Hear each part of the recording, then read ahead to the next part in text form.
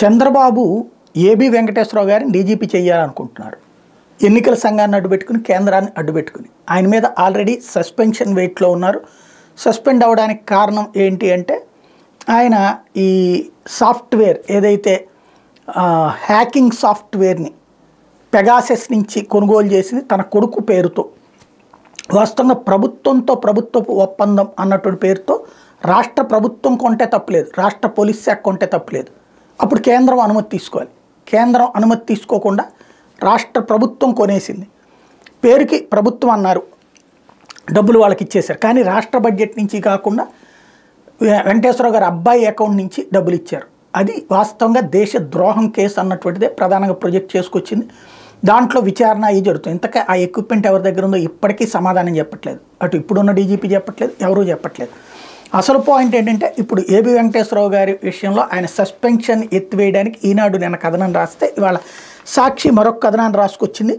Civil servant హోదాలో ఉన్న IPS అధికారి ఏబీ వెంకటేశ్వరరావు ప్రభుత్వానికి ఇతర ఉన్నతాధికారులకు వ్యతిరేకంగా ఆరోపణలు చేయడంతో పాటు ఆయనపై దాఖలైన కేసులో సాక్షులను బెదిరించే ప్రయత్నం చేశారని ఆంధ్రప్రదేశ్ అడ్వకేట్ జనరల్ శ్రీరామ్ వాదనలు వినిపించారు.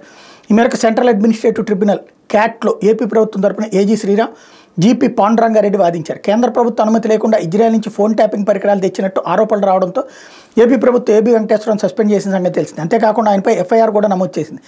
ఆ తర్వాత సస్పెన్షన్ పూర్తయ్యాక ఏబీ విధుల్లో చేరారు. విధుల్లో చేరాక ఏబీ వెంకటేశ్వరరావు తన అధికారాన్ని అడ్డుపెట్టుకుని ట్యాపింగ్ కేసులో సాక్షులను బెదిరిస్తున్నారని ఫిర్యాదులు వచ్చాయి. దీంతో ప్రభుత్వం మరోసారి ఆయన సస్పెండ్ చేసి దీన్ని సవాల్ చేస్తూ ఏబీ గత ఏడాది ఏప్రిల్లో క్యాట్ని ఆశ్రయించారు. ఈ పిటిషన్పై క్యాట్ బెంచ్ బుధవారం విచారణ చేపట్టింది. ఏజీ వాదనలు విన్న బెంచ్ తదుపరి విచారణ ఈ నెల 16కి వాయిదా వేసింది. కాబట్టి త్వరలోనే సస్పెన్షన్ రివోక్ చేయొచ్చు, ఆయన్ని మళ్ళీ రీఇన్స్టేట్ చేయమని చెప్పచ్చు. ఆ తర్వాతన డీజీపీ అంటే ఇప్పుడు వాస్తవంగా చీఫ్ సెక్రటరీని మార్పించే ప్రయత్నం చేస్తున్నారు.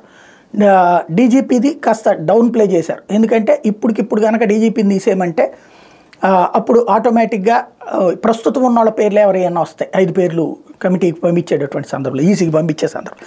కాబట్టి అట్లా కాకుండా కొద్ది రోజులు ఆగితే వెంకటేశ్వరరావు గారి సస్పెన్షన్ రివోక్ అయిన తర్వాత అప్పుడు ఆయన్ని తీసుకొచ్చి అప్పుడు పెట్టాలి.